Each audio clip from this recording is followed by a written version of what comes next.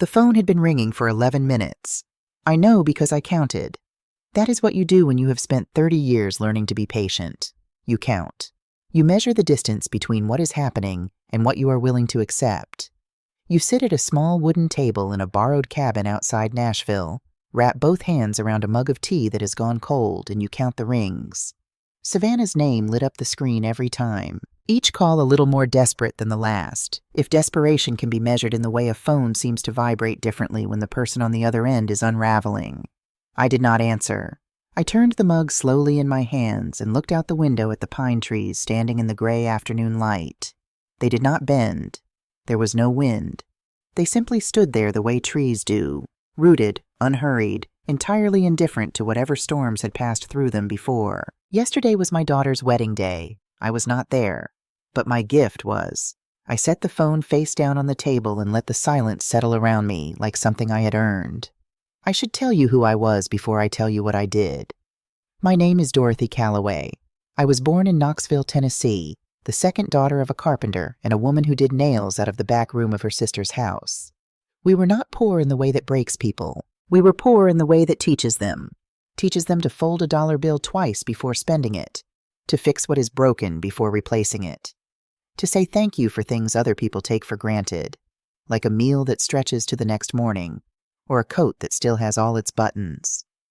My father built things, cabinets, porches, the occasional staircase. He used to say that a well-made joint does not need nails. It holds because the pieces were cut right in the first place. I did not understand what he meant until I was much older, until I had my own life to look at. I met Raymond Calloway at a fall harvest fair when I was 22 years old. He was standing at a pottery table, turning a rough clay mug over in his hands, one of those uneven, handmade things that nobody ever buys because it does not look like the ones at the store. He bought it anyway. I watched him hand over the money, tuck the mug under his arm, and turn around. Our eyes met the way eyes do sometimes. Not slowly, not dramatically, just directly, like two people recognizing something in a stranger. It looked like it needed someone to choose it, he said when I asked about the mug later that evening. We had been talking for 3 hours by then, leaning against a fence post while the fair closed down around us. I married Raymond Calloway 14 months later in a small ceremony at my parents' church. My mother cried. My father shook Raymond's hand for a very long time without saying anything, which from a man like my father meant everything. We had nothing, and we built from it. Raymond worked as an electrician by day and spent his evenings studying real estate law from books he borrowed at the public library. I waitressed at a diner, then did bookkeeping for a dentist on Tuesdays and Thursdays, then picked up alterations work from a bridal shop downtown. We saved in cash, in a coffee tin above the refrigerator, because Raymond did not fully trust banks, and I did not fully trust his mistrust of banks, so we compromised by using both. Savannah was born on a Tuesday morning in March, into a world that was still more hope than certainty. She was small and furious and absolutely beautiful, and Raymond held her in both arms in the hospital hallway and whispered something to her that I was never close enough to hear. Whatever it was, it made him cry. I had never seen him cry before. Those years, the early ones, were hard in the way that good things are hard. Full, real. Raymond and I did not always agree, and we were not always kind, but we were always present, always turned toward each other even in the difficult moments. That is rarer than people admit. Savannah grew up watching us build something from nothing. I believed for a long time that she understood what that meant. Raymond died on an October morning when Savannah was 14 years old. A stroke. Sudden, without warning. The kind that gives you no time to prepare a single word. I was at the grocery store. Savannah was at school. By the time I reached the hospital, there was nothing left to do but hold his hand and tell him things I hope, somehow, he heard. We buried him on a Saturday. The sky was very blue. I remember thinking it was the wrong kind of day for a funeral. Too clear, too bright, too indifferent to what we had lost. Savannah did not cry at the funeral. She stood very straight in a dark dress, shook hands with people she did not know, and stared at a fixed point somewhere above everyone's heads. She was 14 and furious and terrified and had no language for any of it. I understood. I was 41, and neither did I. What I did not understand, what I could not have known then, was that grief does something different to a teenager than it does to a grown woman. It does not just break you, it reshapes you. It tells you a story about the world, and if no one is there to correct it, you believe the story for the rest of your life. The story Savannah told herself, I think, was this: softness gets you left behind. I did not see it forming. I was too busy keeping the lights on. After Raymond, we moved to a smaller rental near East Victory Drive. I worked wherever I could: alterations, bookkeeping, a few years answering phones for a real estate office. I kept us fed and housed, and I attended every school event, every parent-teacher conference, every moment I was invited to, and some I was not. Savannah was a bright student, driven in the way that comes from having something to prove. By the time she was 17, she had decided exactly what her life was going to look like, and that life had very little room in it for a mother who ironed other people's clothing. The comments started small, the way water damage starts small. "Mom, maybe don't mention the alterations thing tonight. People will ask questions. Can you not wear the green dress? It's a little, you know." You don't have to come to the whole thing, just the first part is fine. I told myself it was normal, that teenagers were embarrassed by their parents, that she would grow out of it. I stepped back from photographs when she hesitated. I wore the muted colors. I learned to enter a room quietly, stay near the edges, and leave before I became inconvenient. I told myself I was giving her space. I told myself it was love. When Savannah was accepted to Vanderbilt on a partial scholarship, I sat on the kitchen floor and cried for 20 minutes, not from sadness, but from the particular relief of a mother who has held her breath for years and finally been allowed to exhale. She made it. Everything Raymond and I had scraped together, every sacrifice, every skipped vacation and patched coat, it had carried her here. I drove her to campus that first August, helped carry boxes up 3 flights of stairs. Her roommate's family had a SUV with a roof rack and a monogrammed duffel set. I had a 2009 Camry with a sticky rear window. Savannah glanced between the 2 vehicles once and did not look back. I hugged her goodbye in the parking lot. She let me, briefly. Then she was gone. She called on Sundays for the first year, then every other Sunday. Then, when she remembered, she met Preston Whitfield at a charity gala in her junior year. He was tall, easy-looking, with the kind of confidence that comes from never having had to wonder whether there was enough money for the electric bill. His family owned Whitfield Industrial Parts, a manufacturing supply company that had been operating in Nashville for 3 generations. Old money wrapped in new manners. Savannah changed after Preston. Not overnight. That is not how it works. It was the same slow process as before, just accelerated. New friends, new vocabulary, new standards for what counted as acceptable. She brought Preston home for Thanksgiving the following year. I made my mother's sweet potato casserole and the good cornbread, the kind with the crispy edges. I wore my nicest blouse, the navy one I had bought the previous Easter. Preston was polite, the kind of polite that is a performance. He asked about my work with just enough interest to be courteous and just not enough to suggest he cared. He called me Miss Dorothy in a way that placed me neatly in a category. Harmless background, not quite family. The engagement was announced the following spring over a dinner at the Whitfield estate in Belle Meade that I was not invited to until 3 days before. Savannah called me from the car on the way home, her voice bright and practiced. "We're engaged. The ring is from Gerald's mother's collection. Can you believe it?" I said all the right things. I meant them too, at least most of them. The wedding planning began and I was given, in precise and careful increments, exactly as much involvement as did not threaten anyone's vision. I was consulted on nothing. I was informed of decisions. I received a PDF itinerary for each planning event with my specific arrival time, departure time, and designated seating area. I attended every meeting I was asked to attend. I sat where I was told to sit. I wore the colors Savannah suggested. I spoke when spoken to and held my tongue at all other times. And I told myself, this is what love looks like sometimes. Staying anyway. The rehearsal was scheduled for a Friday evening at Magnolia Grand Estate, a venue 20 minutes south of the city. White columns, manicured grounds, the kind of place designed to make ordinary people feel, for one weekend, like they had always belonged somewhere like this. Savannah had sent me the itinerary 3 days before. My arrival time, 5:15 p.m. Purpose: family rehearsal portraits, mother of the bride. I read those 4 words twice. Mother of the bride. Even there, I was a role, not a person. I arrived at 5 o'clock. I had been taught by Raymond to always be a few minutes early. It tells the room you respect its time before your own. I carried a small box wrapped in pale yellow paper. Inside was the handkerchief Raymond had given me on our 20th anniversary. White cotton, hand-embroidered along the edge with tiny blue forget-me-nots. He had ordered it from a woman in East Knoxville who did custom needlework. It had taken her 6 weeks. I had planned to give it to Savannah before the ceremony. Something old. Something real. The venue was quiet when I came through the side entrance. Afternoon light fell through tall windows onto the polished floors. Somewhere deeper in the building I could hear music being tested, a microphone checked. I followed the hallway toward the bridal suite, the box held in both hands. I turned a corner and stopped. A door stood half open ahead of me. Light spilled out in a long rectangle across the hallway floor, and with it came laughter. Easy, relaxed, the kind that comes when people believe they are completely alone. I should have kept walking, or knocked, or called out. Instead, I stood still, the way you do when something catches you off guard and your body decides, before your mind can, that you need to hear this. Savannah's voice first. Bright, performing, the register she used for audiences. Okay, so I walk up and I say, "Mom, we'd love for you to come up and share a blessing." And she will absolutely come up because... Laughter cutting in from someone I recognized as Leanne, Savannah's college friend and maid of honor, because she always does whatever you ask her.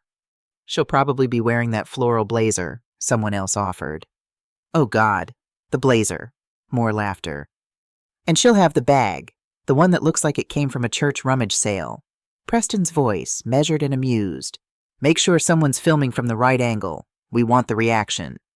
She won't know it's a joke until it's over, Savannah said.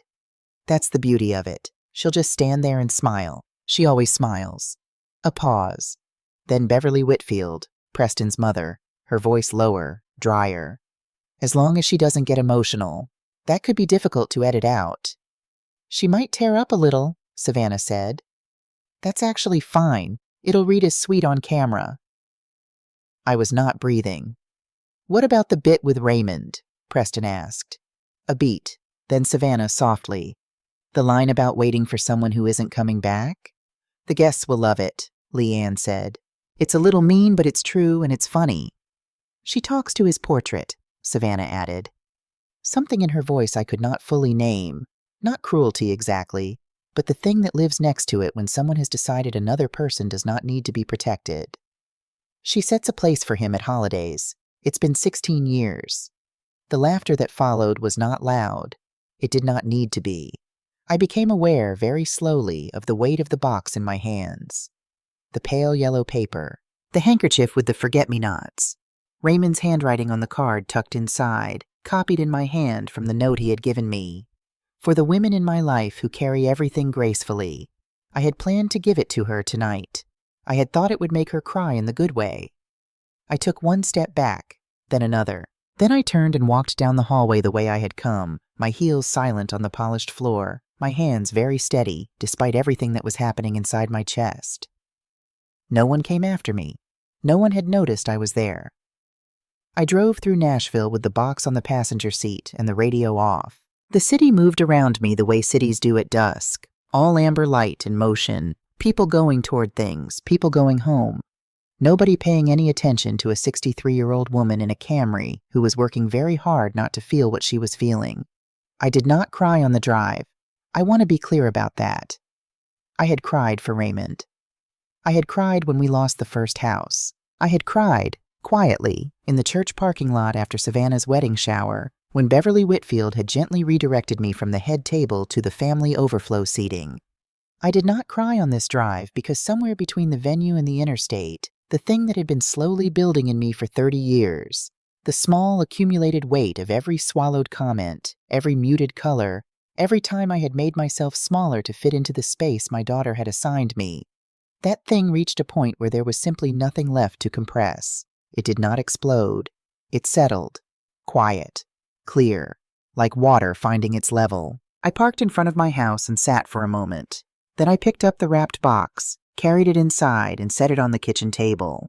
I went to the coat closet and stood on the step stool and reached to the highest shelf, past the extra blankets and the shoe boxes and the things we keep in closets because we cannot throw them away and cannot bear to look at them. My hands found the steel lockbox. Raymond's. I had not opened it since the week after his funeral. He had told me to keep it safe. "You never know what storms look like until they come," he had said, pressing the key into my palm. "But you'll know when it's time." I carried it to the kitchen table and sat down. I set the key in the lock. I turned it. The lid opened with a sound I had not heard in 16 years, and the smell that came out, paper and metal and something faintly like the cedar closet in our first house, hit me somewhere behind the sternum. His fountain pen, a small envelope of photographs, a folded American flag from some military ceremony I had forgotten, and beneath all of it, wrapped in a rubber band that had gone brittle with age, a stack of documents. I slid the rubber band off carefully so it would not break. I unfolded the first page. Raymond James Calloway, sole owner, a deed, a commercial property, East Nashville Historic District. I read it twice. Then I read the transfer clause. Upon the death of Raymond James Calloway, full ownership to be transferred without condition to Dorothy Ann Calloway. My name, in Raymond's careful, deliberate handwriting on the transfer addendum at the bottom, signed, witnessed, notarized. He had bought this property quietly, over years, the way he did everything important, without announcement, without asking for credit, building something solid while the rest of life moved around him. I turned to the next page. Lease agreements, payment records, a current tenant file. I found the tenant name on the third page. I read it. I set the papers down. I picked them up and read it again. Whitfield Industrial Parts, Nashville branch. The room was very quiet. Outside, a car passed on the street. Somewhere down the block, a dog barked twice and stopped. I sat at my kitchen table with Raymond's documents spread before me, and I breathed slowly. In through the nose, out through the mouth. The way you breathe when you are trying to stay very calm, because you understand that what you do next matters. Then I turned to the last page of the tenant file. 3 overdue payments, highlighted in yellow. Someone at the management company had flagged them months ago and sent notices that had apparently gone nowhere. And at the bottom, in a red-bordered box, lease renewal deadline, tomorrow. I looked at the clock on the kitchen wall. It was 8:47 in the evening. In less than 20 hours, my daughter would walk down an aisle at Magnolia Grand Estate, while the family of her groom, the family that had spent 2 years making me feel like furniture, sat 3 months behind on rent on a property that belonged to me. The property Raymond had purchased with overtime wages and library books, and every night he had stayed up past midnight so that someday, if a storm came, I would have somewhere to stand. I placed my hand flat on the stack of papers. Outside, the Nashville night was warm and full of ordinary sounds. Inside, something shifted in me that I do not have a better word for than readiness. I was not angry. I want you to understand that. Anger would have been easier, honestly, cleaner, faster. What I felt was something much quieter and much more permanent. I reached back into the lockbox. Beneath the photographs, just where I had not thought to look, was a small folded note, his handwriting on the outside. For Dorothy. I opened it with both hands. If you're reading this, the storm came. I knew it would. I just didn't know its name. This property is yours. Not a gift, a foundation. Use it with wisdom, not fear. Use it with the dignity you have always deserved and never asked for. You were never too much, Dorothy. You were never the wrong kind of person for any room you walked into. Don't let anyone make you small. Raymond. I sat at the kitchen table for a long time after that. Then I set his note gently to one side, smoothed the lease documents flat in front of me, and reached for a pen. It was time to prepare a gift. I have always been a methodical woman. Raymond used to say that about me.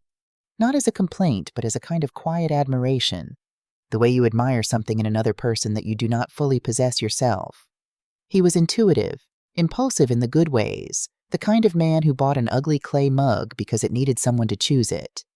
I was the one who read the lease twice before signing. Who kept the receipts in labeled envelopes? Who balanced the checkbook to the penny on the last Sunday of every month? You think before you move, he told me once. That's not caution, Dorothy. That's power. I thought about that at the kitchen table, sometime after 9 o'clock, with his documents spread before me and his pen in my hand. I was not acting from panic. I was not acting from the hot, immediate place that the voices behind that half-open door had opened in me. That place was still there. I will not pretend it was not. But I had learned over 63 years that decisions made from the burning center of hurt tend to look different in the morning than they did at night. So I sat, I read, I thought. And then, slowly, methodically, the way my father cut wood and Raymond studied law, and I balanced every ledger I had ever touched, I began to work. The lease documents were thorough. Raymond had used a property management company for the first several years, then taken over the administration himself when Savannah was in high school, quietly, without mentioning it to me. The files were meticulous, his handwriting in the margins, dates circled, renewal clauses underlined in blue ink. Whitfield Industrial Parts had been a tenant for 9 years. 9 years of quarterly payments, mostly on time, occasionally late, never contested. The space was listed as a regional distribution and storage annex, not their main facility, but significant enough that the lease renewal had been flagged as a priority item by Gerald Whitfield's office manager 3 months ago. I found that note in the file, too. A printed email, paperclipped to the back of the most recent payment record. Gerald, reminder that the Callaway property lease renews at end of next month. Suggest we initiate contact with the estate's management to begin negotiations. Previous rate was below current market. They may push for an increase. Gerald had written one word in the margin, in heavy ballpoint. Handle.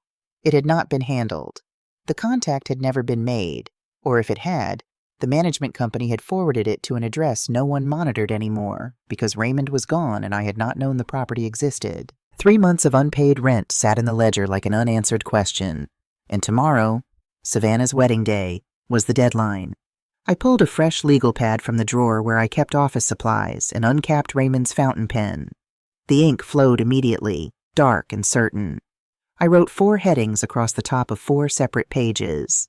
Notice of default, notice of non-renewal, notice of market rate adjustment, notice of eviction for non-payment. I called Howard Stills at 9:30 in the evening. I know it was late. Howard was 71 years old, semi-retired, and had been Raymond's attorney for the last decade of his life. I had his home number because Raymond had insisted I keep it. Not for emergencies, Dorothy, for when something important needs to be done right. Howard answered on the 3rd ring. "Dorothy Callaway," he said, and his voice carried the particular warmth of someone who has known you long enough to know exactly how serious a situation is by the fact that you are calling at all. "It's been a while. I know it's late, Howard. I apologize." "Don't," he said. "Raymond told me there might be a night like this. He said you'd call when you were ready and not before. What do you need?" I told him about the lockbox, about the deed, about the tenant name on the lease. There was a silence on his end that lasted long enough for me to hear him set something down. A glass, perhaps, or a book. "Whitfield Industrial Parts," he said slowly. "Her fiancé's family." Another pause. "And the renewal deadline." "Tomorrow," I said. "Wedding day." Howard breathed out through his nose. Not quite a laugh, not quite a sigh. "Dorothy, I am going to need you to give me about 45 minutes to pull Raymond's original filing and make sure everything I'm about to tell you is airtight. Can you stay by the phone?" "I'll be right here," I said. I made a fresh pot of coffee, the real kind, not decaf, and sat back down at the kitchen table. Howard called back at 10:22. "It's clean," he said, and I heard something in his voice that was almost satisfaction. "Raymond filed this properly, transferred it correctly, and the current deed is unambiguously in your name. You have been the legal owner of this property for 16 years, and no one has challenged it because no one knew to look." "The overdue payments," I said. 3 months, documented. The default clause in the lease is standard. 30 days written notice triggers the eviction process. You are within your full legal rights to serve all 4 notices simultaneously. I looked at the pages in front of me. "And the non-renewal?" "The lease has a 90-day renewal window. That window closed 3 months ago without contact from either party, which under the terms of this agreement means the lease reverts to month-to-month status, which you can terminate with 30 days' notice at any time." He paused. "Including tomorrow." "Howard," I said, "I want to do this correctly. I don't want to win an argument. I want everything to hold up." "It will," he said. "I'll have the formal documents drafted and emailed to you within the hour. You print, you sign, you send. Everything else is up to you." I thanked him. He told me not to thank him yet. "Raymond was one of the best men I ever knew," he said before hanging up. I think he knew exactly what he was doing when he kept this quiet. He was building something for you. I held the phone for a moment after the call ended. He was building something for you. Howard's email arrived at 11:08 p.m. 4 documents, formatted, precise, legally airtight. I printed them on the small inkjet printer I kept on the desk in the spare bedroom. The room that had been Savannah's, that still had a small hook on the back of the door where she used to hang her backpack. I did not look at the hook. I took the papers back to the kitchen table and read each one carefully before signing. The notice of default listed every overdue payment, the exact dollar amount, the dates they were due, and the contractual consequences of non-payment. Raymond had always said that a document should be written so clearly that no one could claim they did not understand it. I thought of him as I read each line. The notice of non-renewal was brief, one page stating simply that the lease would not be extended beyond the current term, and that the tenant should prepare to vacate within 30 days of service. The notice of market rate adjustment was perhaps the most striking document in the set. Howard had included a current market analysis, 3 comparable commercial properties in the East Nashville Historic District, all leased within the past 18 months. The going rate was 41% higher than what Whitfield Industrial Parts had been paying. The document noted that any new lease arrangement, should one be negotiated, would reflect current market value. The notice of eviction was the last resort, served simultaneously with the default notice, to be acted upon if payment was not received within 10 business days. I signed all 4 with Raymond's fountain pen, slowly, deliberately, the way he had taught me to sign anything that mattered. Then I gathered them into a single stack, tapped the edges straight on the table, the way my father used to tap a stack of lumber to align it, and slid them into a thick white envelope. I sealed it. I wrote on the outside, in my clearest hand, Dorothy Ann Calloway, property owner, Whitfield Industrial Parts, East Nashville, tenancy, legal notice, time sensitive. I set the envelope on the table and looked at it for a moment. Then I reached for the pale yellow box, the one I had carried into that venue and carried back out again.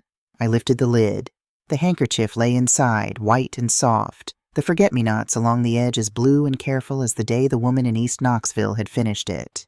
I took it out, held it in both hands. Raymond had given this to me on a Tuesday evening, 24 years ago, over a dinner he had cooked himself. Pasta, overdone, with a sauce he was proud of anyway. He had wrapped it in tissue paper and slid it across the table without ceremony. "For the woman who carries everything gracefully," he had said. "So she has something soft to hold when the weight gets heavy." I had planned to pass it on to Savannah tomorrow. Something old, something real, something that connected her to a father she had lost too young. I folded it carefully and placed it back in the box. Not tomorrow, not like this. Perhaps someday, if the road between us found its way back to something honest, but not as an offering to a daughter who had rehearsed how to make me small. I placed the box in the drawer beside Raymond's pen. The white envelope stayed on the table. At 6 in the morning, I called Nashville Express Delivery. A man with a steady, professional voice confirmed same-day service. I gave him the address, Magnolia Grand Estate, and the delivery window, between 2:30 and 3 p.m. I had Savannah's itinerary memorized by then. The ceremony was scheduled for 4 o'clock. The blessing portion, the elder's blessing, the moment they had planned their little performance, was listed at 3:15. I wanted the envelope to arrive before the blessing. I wanted it in the room before the laughter started. "Will you need a signature on delivery?" the courier asked. "Yes," I said. "Deliver to the event coordinator only. Do not hand it to the wedding party or any family member. The event coordinator. And please note on the delivery record that this instruction was explicitly given." A pause while he typed. "Understood, ma'am. We'll have a confirmation number for you within the hour." I thanked him and ended the call. Then I went upstairs, showered, dressed in the clothes I had laid out the evening before. Not the muted colors, not the navy blouse that was appropriate and inoffensive. I put on the deep burgundy dress I had bought 2 years ago and never worn, because Savannah had looked at it once and said, "It's a little much, Mom." It was not a little much.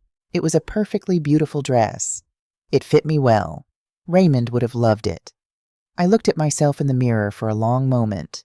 Then I picked up my overnight bag, walked downstairs, and left the house. Frances Odom had been my closest friend for 22 years. We had met in a Tuesday morning Bible study at a church neither of us still attended, bonded over terrible coffee and honest conversation, and remained close through marriages and losses and all the ordinary upheaval of a life lived long enough to accumulate both. She had offered me her cabin weeks ago. For after the wedding, whenever you need to decompress, just come out and breathe for a few days. She did not know why I might need it before the wedding instead of after. I had not told her about the rehearsal. I had not told anyone. The cabin was 40 minutes outside the city, on a gravel road through second-growth forest, with a porch that faced east and a small kitchen that had everything a person needed and nothing more. Frances had left the key under the third flower pot on the left, as she always did, along with a handwritten note that said bread in the freezer, coffee on the counter. The birds are loud at dawn, but I think you'll like them. I arrived before 8 in the morning. I made coffee. I sat on the porch and watched the light move through the trees. I had brought Raymond's lockbox with me. I set it on the small table beside my chair. At some point during the morning, I do not remember exactly when, I took out his note and read it again. Not because I needed to be convinced. I had made my decision at the kitchen table at midnight with perfect clarity. I read it because I wanted to feel him near me on a day that was going to be difficult in ways I had not yet mapped. Don't let anyone make you small. I folded the note and placed it in my dress pocket, close. At 2:47 p.m., my phone buzzed. A text from the courier service. Delivery confirmed. Received by event coordinator at Magnolia Grand Estate. Signature obtained 2:44 p.m. I read it twice. Set the phone on the porch railing. Somewhere 20 miles south of where I sat, a white envelope was moving through the rooms of Magnolia Grand Estate. Somewhere in that building, Savannah was having her hair touched up, or her veil adjusted, or her photograph taken for the 140th time. Somewhere in that building, Preston Whitfield was straightening his tie and checking that the afternoon was still going according to plan. I poured a fresh cup of coffee and sat back down in my chair. The pine trees stood very still in the afternoon light. I waited. The first call came at 3:09 p.m. I watched Savannah's name light up the screen. Let it ring through. The second call came 4 minutes later. Preston's number this time, a number I had in my phone because Savannah had made me save it in case of emergency. I let that one ring too. Then Gerald Whitfield, whose number I had not known I had until it appeared, and I realized Savannah must have added it to my contacts sometime without telling me. Then Savannah again. Twice in a row. Then a number I did not recognize. Probably Beverly or Leanne or someone else from the edges of that half-open room. I did not answer any of them. At 3:34, the calls stopped briefly. I imagined the scene at the venue with the particular clarity that comes when you know people well enough to picture their panic. Gerald pulling Preston aside. Beverly's expression moving from composed to something less rehearsed. Savannah standing in the middle of it all with the white envelope in her hands. I thought about the live stream. Savannah had been filming everything. She had sent me clips all week with the kind of performative excitement that is really just anxiety in a more photogenic outfit. I wondered if the camera had been running when she opened it. I suspected it had. At 3:41, my phone rang again. Savannah, I answered. Her voice arrived in pieces. Not quite crying, not quite shouting, somewhere in the fractured middle where a person goes when the story they have been building for months collapses in a single afternoon. Mother, the word landed hard. She only called me mother when she was performing or when she was cornered. What did you do? Hello, Savannah, I said.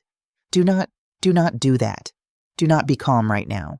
Do you have any idea the Whitfields are... Preston's father is... She stopped, regrouped. When she spoke again, her voice had pulled itself into something thinner and more controlled, which was somehow worse. You need to come here, right now. You need to come and fix this. I'm not going to do that, I said. Mother, I sent what was legally mine to send, I said. I followed every proper procedure.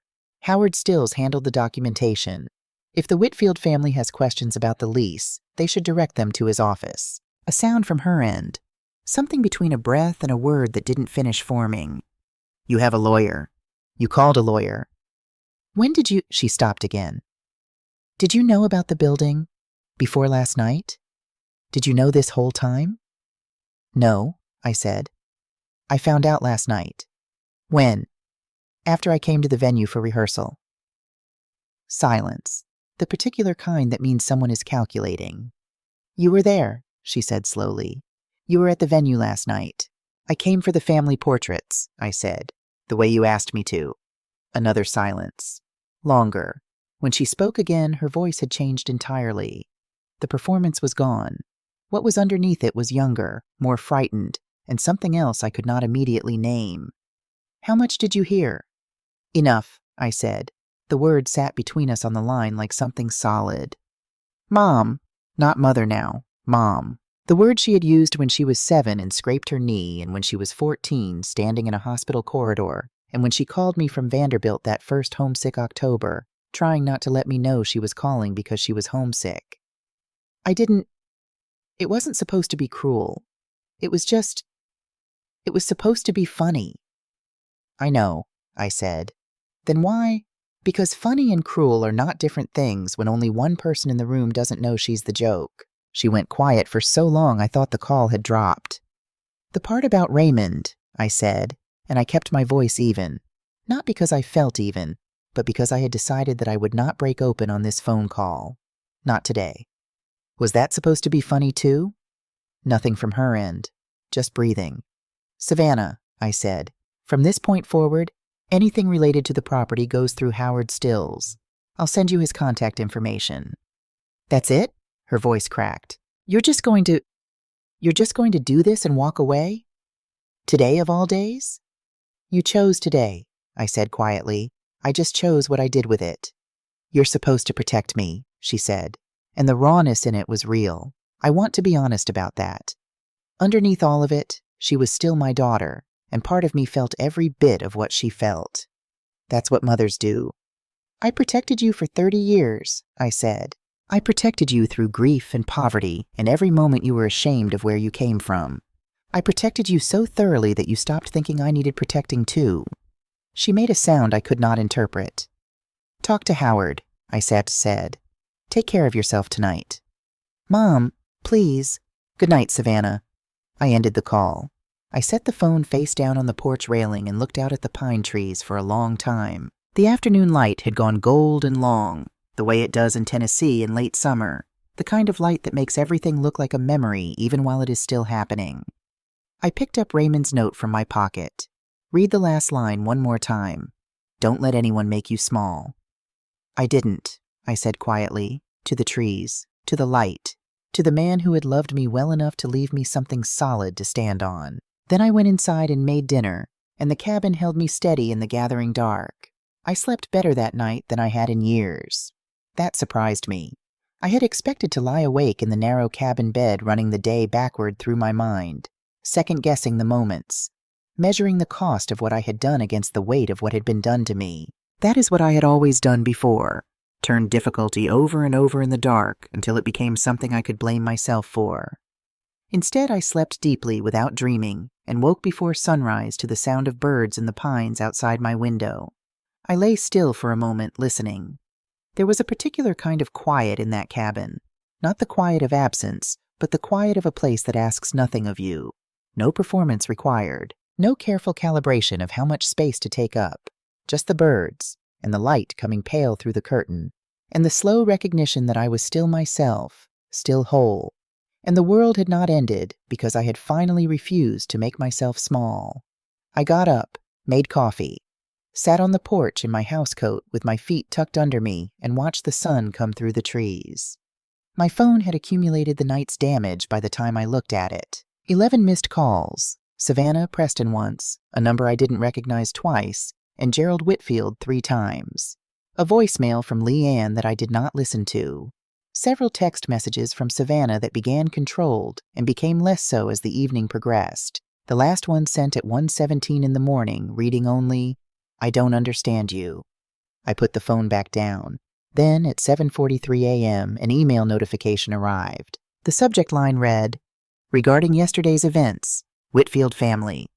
I set my coffee mug down and opened it. It was brief, formal, and written in the careful language of people who have consulted their own attorney before pressing send. Mrs. Calloway, we are writing to confirm that the engagement between Preston Gerald Whitfield and Savannah Ann Calloway has been formally dissolved as of this morning. We acknowledge receipt of all legal notices served yesterday and accept their validity without contest. The overdue payments, penalties, and market rate adjustment as outlined by your attorney Howard Stills will be honored in full within 15 business days. We will vacate the East Nashville property within 30 days as required. We also wish to acknowledge that certain financial arrangements related to the lease, including signatory records, may require further review, and we are prepared to cooperate fully with any inquiry.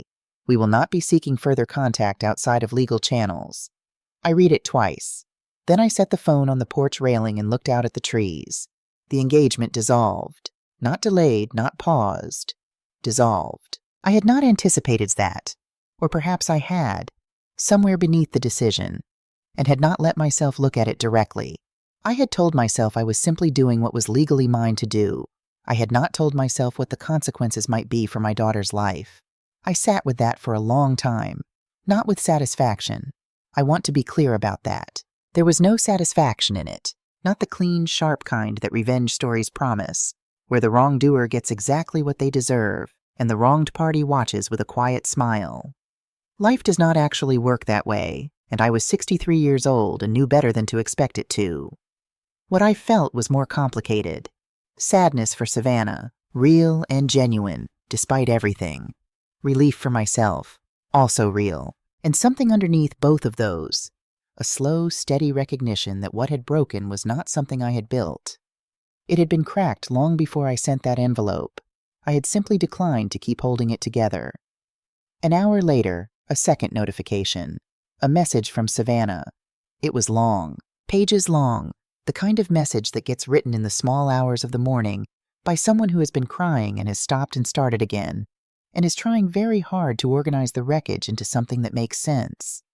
She wrote about the pressure she had been under, about how the Whitfield family operated and what was expected of her, and how she had learned very early in the relationship that the path of least resistance meant keeping certain parts of her life, certain people, carefully managed and contained. She wrote that the joke had never been meant as cruelty, that she loved me, that she knew that was hard to believe right now, but it was true. She wrote that she was humiliated, that she had seen the video. Someone had filmed her opening the envelope, and it had been posted, and the comments were not kind. She wrote that everything she had worked for felt like it had come apart in a single afternoon. And then, near the end, after all the explanation and all the pain, she wrote one sentence that told me more than everything else combined. I could have fixed all of this if you had just warned me first. I read that sentence 3 times. There it was, under the grief and the shock and the genuine hurt, the same assumption that had always been there, that my purpose was to protect her from consequences, that a warning from me would have been an act of love, and the absence of one was an act of cruelty, that I was still, even now, the person responsible for making sure her life stayed smooth. I thought for a long time about how to respond. Then I typed slowly, choosing each word with the care I would give to anything that mattered. Savannah, I love you. That has never changed, and it won't. But I am not the person you've been treating me as for a very long time, and I think somewhere you know that. I hope you find your way back to yourself, the part of you that knows the difference between what is convenient and what is true. When you find her, I'll be here, but I'll be here as Dorothy, not as someone who disappears to make room for you. Take care of yourself. I read it back once. Then I sent it. I did not block her number. I want to be honest about that, too. The stories we tell ourselves about our strongest moments are always cleaner than the reality. I thought about it. I held my thumb over the option for several seconds. Then I put the phone in my pocket and went inside to make breakfast, and I let the morning be what it was. On the 3rd morning at the cabin, a letter arrived. Slipped under the door sometime before I woke, which meant someone had driven out to the gravel road in the dark or the very early light to leave it. No return address. A Nashville postmark. Inside, a single sheet of plain paper, handwritten in a careful, even script. Mrs. Calloway, I have worked at Whitfield Industrial Parts for 6 years. I am not going to put my name on this letter because I cannot afford to lose my position. I have 2 children and a mortgage, and I think you will understand that without needing me to explain further.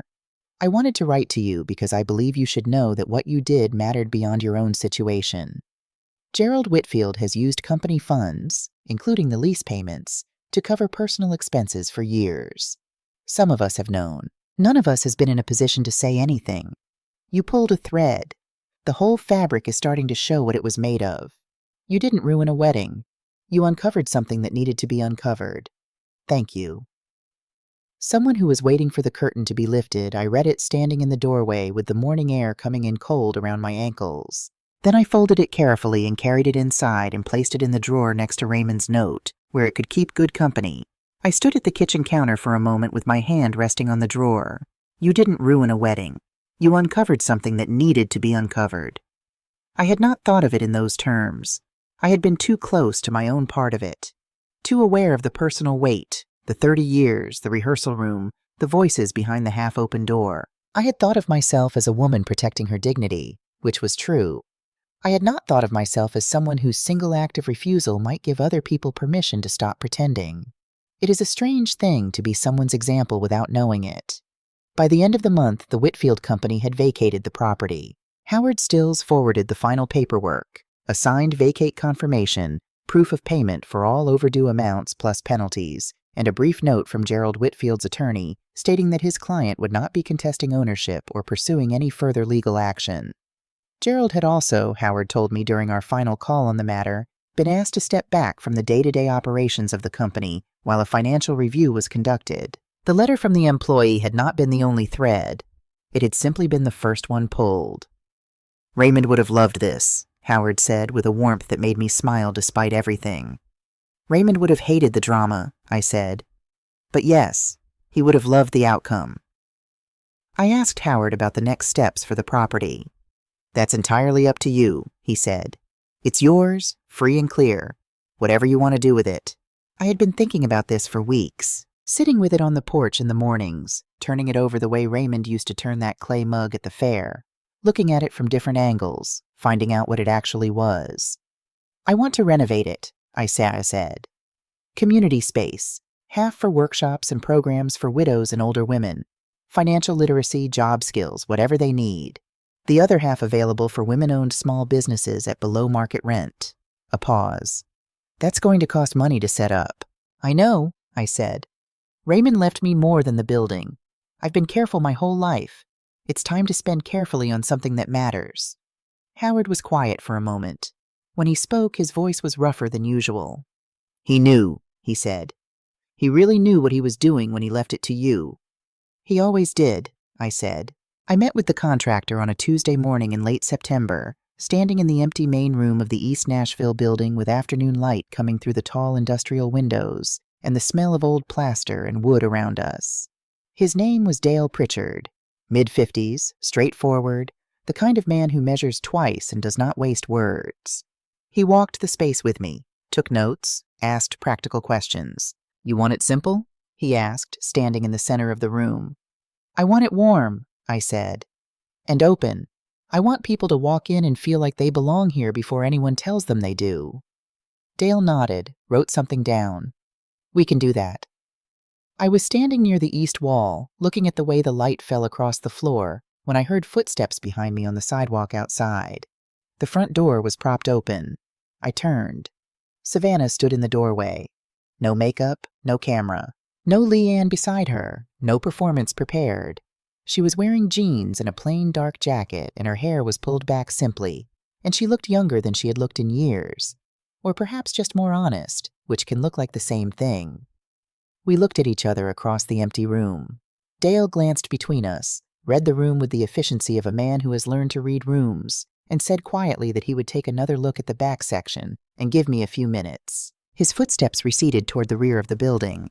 Savannah stepped inside. Her heels, low ones, not the kind she usually wore, were quiet on the concrete floor. She stopped a few feet from me and looked around the space, then back at me. Frances told me you were here, she said. I waited. I'm not here to ask you to undo anything, she said. I know it can't be undone. I know it shouldn't be. She looked down at the floor for a moment. I've been thinking about that sentence I wrote to you, about how you should have warned me first. Savannah, let me finish. She looked up. Her eyes were clear, not tearful, and that steadiness took something from her that cost her. I could see it. I've been thinking about what that sentence said about me, that I thought you warning me would have been that the kindness I expected from you was the kindness of protecting me from the truth, from consequences. She paused. That's not kindness. That's not what I should have been asking of you, and I think I've been asking it my whole life. I stood very still. I don't know how to fix this, she said. I don't know if it can be fixed, but I needed you to know that I understand. I think for the first time that there's a difference between loving someone and using them. And I have been using you for a long time. The room was quiet around us. I thought about the kitchen table at midnight, Raymond's note, the fountain pen, the 30 years of muted colors and stepped-back photographs and carefully reduced versions of myself arranged to fit inside the frame of her life. I thought about the woman I had started to become in the weeks since, the woman who wore the burgundy dress and signed her name to something that was hers, and sat on a porch in the early morning, not apologizing for taking up space. I love you, I said.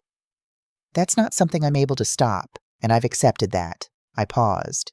But the woman you've been treating as your mother for the last 10 years, the one who disappears, who adjusts, who makes herself smaller every time you need more room, she isn't coming back. I'm not her anymore. Savannah nodded slowly. There was no argument in it. Who are you now? She asked, and it was a real question, not defensive, not rhetorical. I looked around the empty room, the light on the floor, the solid old walls, the space that Raymond had quietly built for me over years of overtime and library books and belief that I was worth protecting even when I didn't know it yet. Someone who finally knows what she was left, I said. Savannah looked at me for a long moment. Then she looked around the room the way I had. Really looked, taking in the light and the size of it, what it could become. What are you going to do with it? She asked softly. Build something that lasts, I said. The same thing your father always did. She pressed her lips together, nodded once. Then she turned and walked back toward the door, her steps quiet across the concrete. She stopped in the doorway, framed by the September light, and turned back one last time. I'll try to be worth knowing again, she said. I don't expect you to wait for it. Then she was gone, her footsteps fading down the sidewalk until the street swallowed the sound of them. Dale came back from the rear of the building a few minutes later, notebook in hand, professional and unhurried. We spent another hour walking the space, talking about walls and windows and what a room needs to feel like a place where people can begin again. Before I left, I stood alone in the center of the main room for just a moment. I reached into my pocket and took out Raymond's fountain pen, the one I had carried with me since the night I opened the lockbox, the one I had signed 4 legal documents with, the one that had sat in a steel box for 16 years, waiting for a hand that knew how to hold it. I uncapped it. On the contractor's draft floor plan, in the space marked main hall, I wrote 2 words in my own hand. Dorothy's place. Then I capped the pen, folded the plan, and walked out into the September afternoon. The city moved around me, unhurried, ordinary, full of people going toward things and people going home. A woman my age passed me on the sidewalk and smiled the brief, easy smile of strangers who recognize something in each other. I smiled back, and for the first time in longer than I could clearly remember, I walked down the street like a woman who knew exactly how much space she was allowed to take up. All of it, every step, the whole wide sidewalk, mine,